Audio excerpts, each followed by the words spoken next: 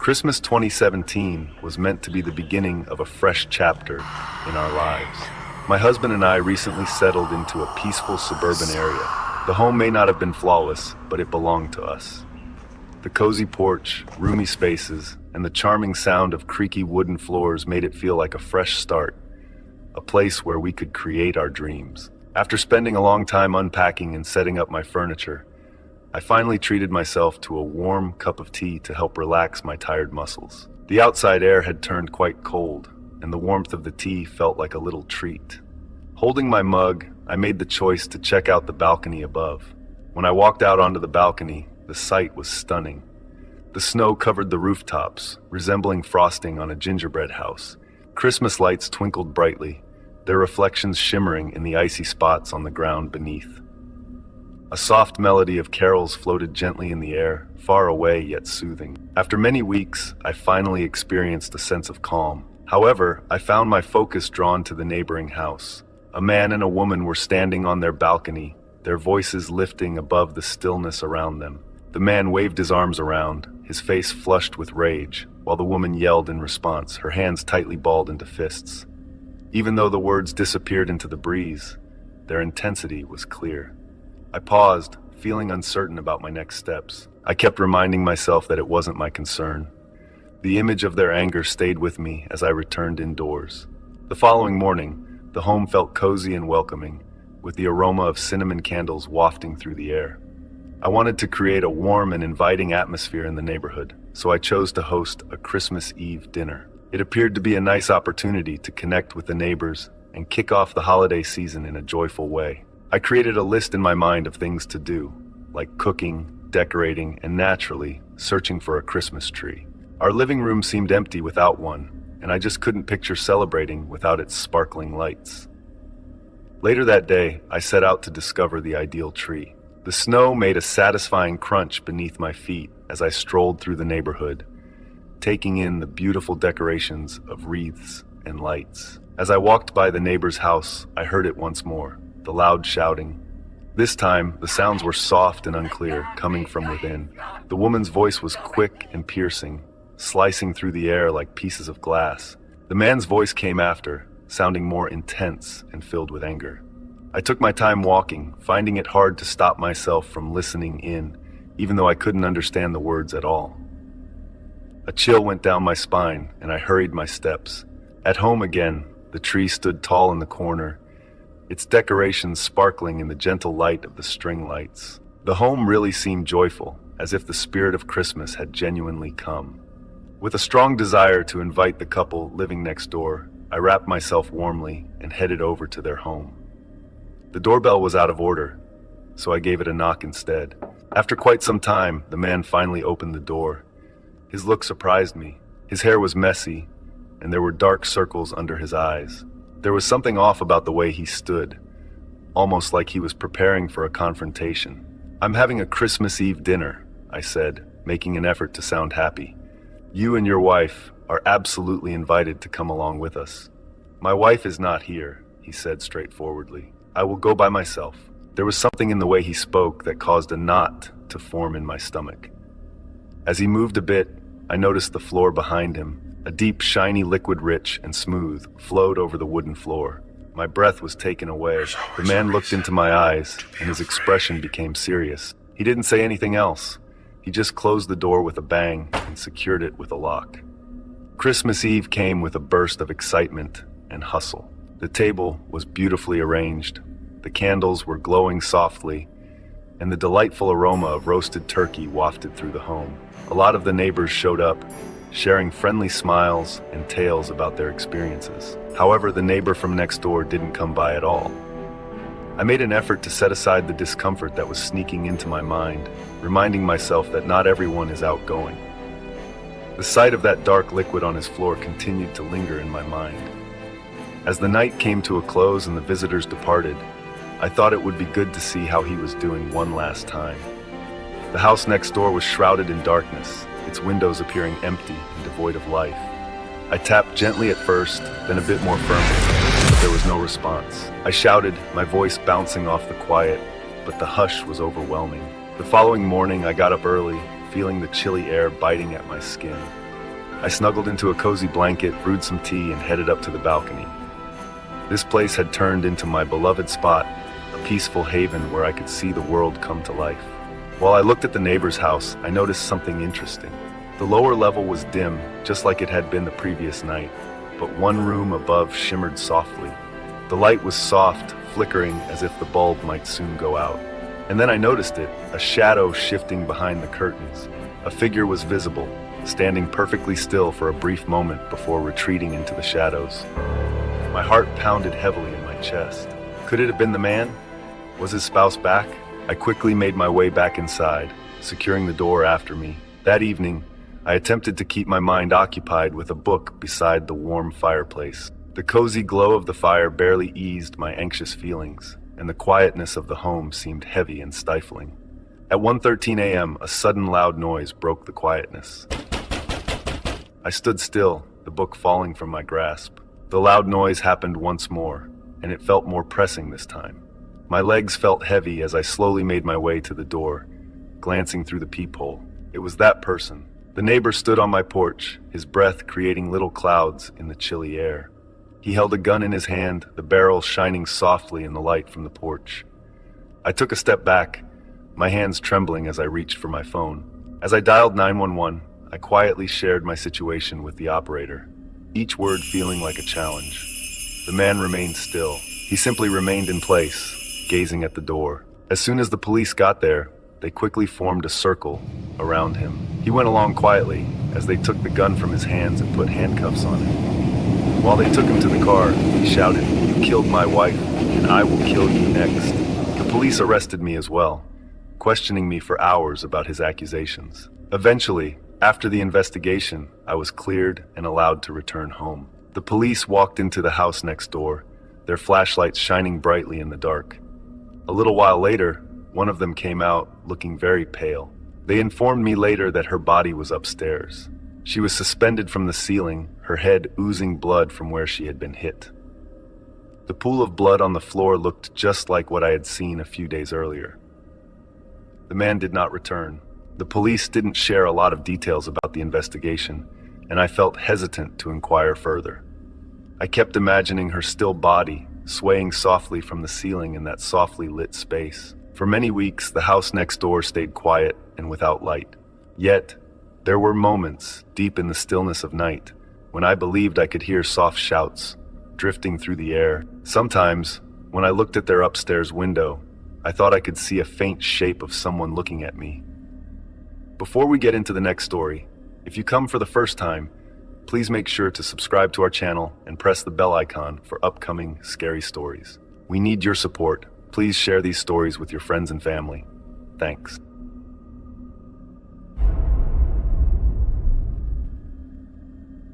I was 12 years old when it took place, and even though many years have gone by, I can still recall every detail as if it happened just yesterday. It was December, only a couple of weeks before Christmas. The air felt chilly, and snow blanketed the ground, softening noises and making everything appear still and strange.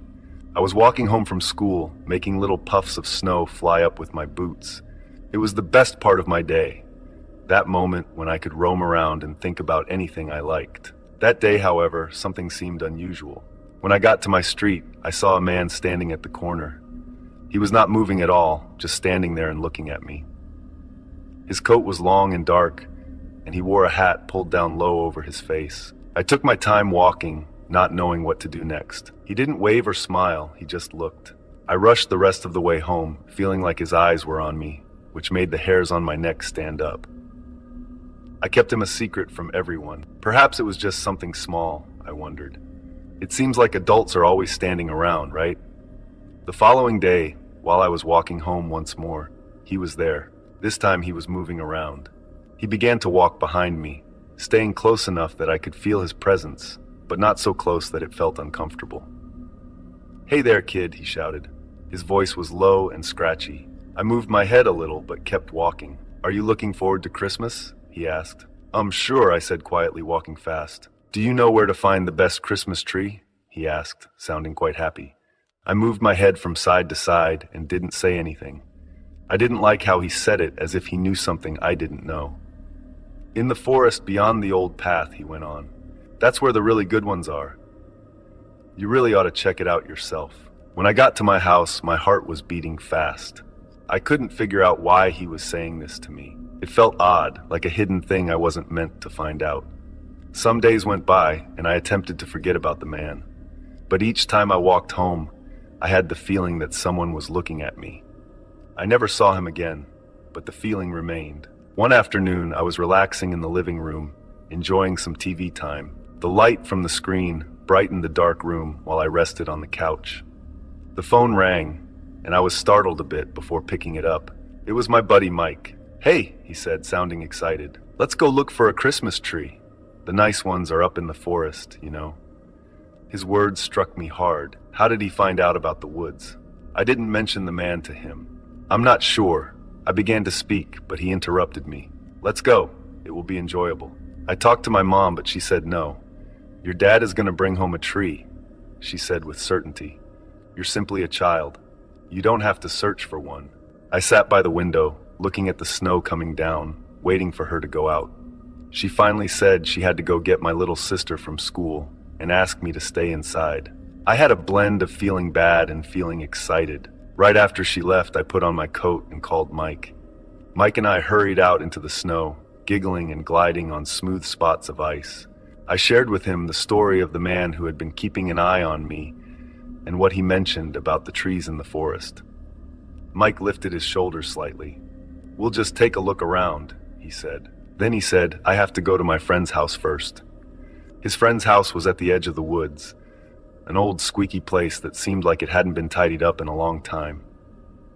Mike's friend was 18 and appeared a bit tough. He had messy hair and a constant frown on his face. The two of them began chatting quietly. At first I didn't really notice, but then I heard words like kidnapping and quick cash. My stomach felt all twisty. Were they just kidding around? Or even worse, were they being serious? I told Mike that it was getting late and that my mom would be back home soon. "I have to leave," I said, trying to sound relaxed. Mike chuckled and waved goodbye as I walked away. There was a quick path through the trees that would take me home more quickly. The way was slim and filled with big trees all around. The snow covered everything, making it quiet except for the sound of my boots crunching. I was in the middle of the forest when my shoe got loose. I got down on my knees to fix it, struggling with the damp shoelaces. That's when I heard it, a gentle crunching sound behind me. I stopped moving, my fingers resting on the shoelaces. Gently, I moved my head around. He was present. The guy from the corner was now dressed in dark clothes, and his face was hidden by a mask. My chest felt tight when he moved closer to me. I didn't think about it. I just went for a run. My boots slid on the snow, but I kept going. I could hear his steps coming up behind me, quicker and louder than my own. The trees became a fuzzy sight as I moved ahead, my breath coming out in quick, chilly puffs. "Stop!" he yelled, his voice bouncing around the trees. "Please come back, or something really bad will happen to you and your family." My eyes filled with tears, but I kept on running. The woods were becoming more shadowy, and I was unsure of my location now. My legs hurt, and my chest felt tight, but I just couldn't give up. I saw a big tree that had fallen, and its huge trunk was all covered in snow. I jumped behind it, pushing myself against the chilly tree trunk. My heart was beating hard, and I thought he could hear it. I paused and held my breath as I noticed his footsteps getting slower. He was near, very near. "Come out," he said, his voice loud and upset. "I'm serious." I tightly closed my eyes, hoping to disappear. After what seemed like a long time, the sound of his footsteps disappeared. I stayed quiet, counting to 100 before I felt brave enough to move. I walked carefully through the trees, looking for my way back. Every shadow seemed to like him, and every noise startled me. The snow was coming down more and more, and it was becoming tougher to see. Then I noticed a person in front of me, a shadowy shape. I felt a wave of fear wash over me. Was it him once more? I started to run, but the person shouted my name. "Hold on, it's me." It was my neighbor, Mr. Harris. He had a job as a security guard and frequently walked around the area to keep it safe. I felt a huge sense of relief, and I hurried to him, tears flowing down my cheeks. He paid attention while I shared everything, and his expression became more serious. "Let's go," he said. "Let's take you back home." When I arrived home, my mom was there, upset and mad. But when she looked at my face, her anger changed to concern. I shared all the details with her, and she contacted the police. They looked through the woods, but didn't find anything. The man had left, and all that was left were his footprints in the snow.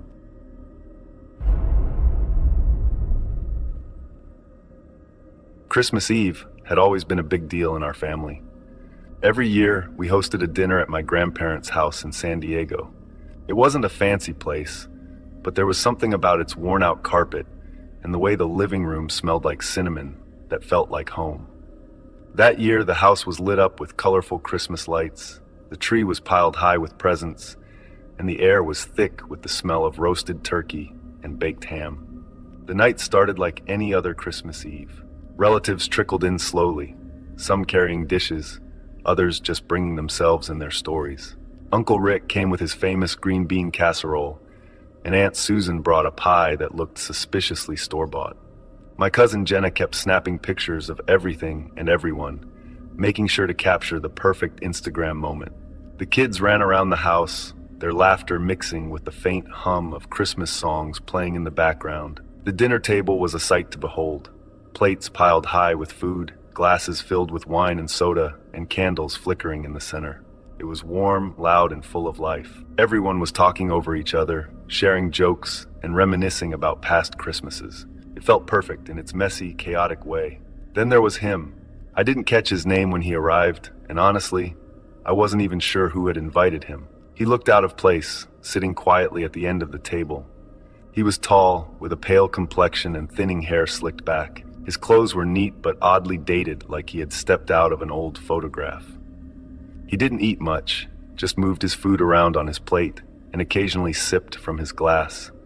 No one seemed to mind him, though. If anything, they acted like he had always been part of the family. It wasn't until dessert was being served that things started to feel off. Jenna, ever the photographer, wanted to take a group picture. She asked everyone to gather in the living room, and we all shuffled over, laughing and teasing each other as we tried to squeeze into the frame. The man hesitated, but followed us after a moment. When the camera's flash went off, he flinched like it had burned him. I remember him standing slightly apart from the group, his expression unreadable. The photo was odd. As Jenna looked at it on her phone, her smile faded. She turned the screen to me, and I immediately saw why. Everyone was there, smiling and happy, but the man looked blurred, almost like he had been moving when the picture was taken. The thing was, he hadn't moved. He had been perfectly still. Probably just a glitch, I said, though my voice didn't sound as confident as I wanted it to. We went back to the table for dessert. By now, the kids were winding down, their energy spent, and the adults were settling into a comfortable buzz from the wine.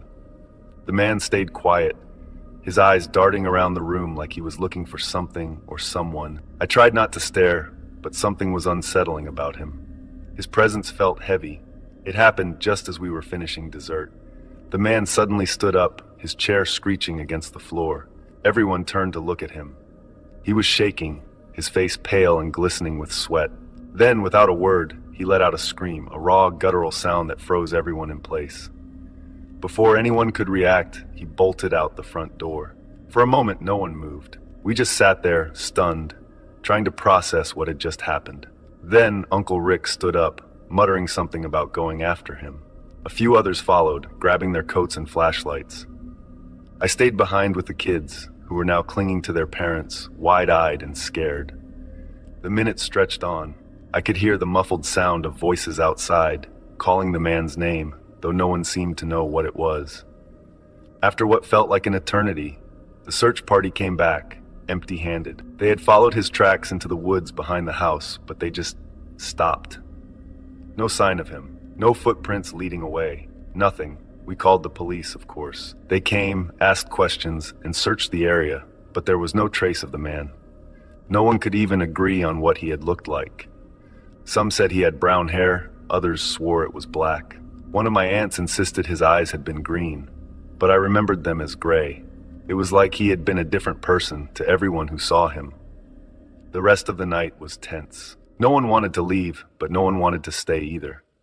The laughter and warmth from earlier were gone, replaced by an uneasy silence. When we finally did go home, I couldn't shake the feeling that something was watching us from the woods. The next morning, Christmas Day felt hollow. We opened presents and tried to act like everything was normal, but it wasn't. The man's absence hung over us like a shadow. The police called to say they had found no leads and the case was closed. Just another missing person in a world full of them. Weeks passed and life went on, but I couldn't stop thinking about that night. I started avoiding family gatherings, unable to face the questions and the unease. I even stopped going to my grandparents' house. It didn't feel like home anymore. A few months later, Jenna sent me a message. She had been going through her photos from that night and found something. It was another group picture taken earlier in the evening. In the corner of the frame, near the doorway, was the man. He wasn't looking at the camera. Instead, his eyes were fixed on me, his face twisted into a smile that sent a cold wave of dread through me. I deleted the message and blocked Jenna's number. I didn't want to know anymore.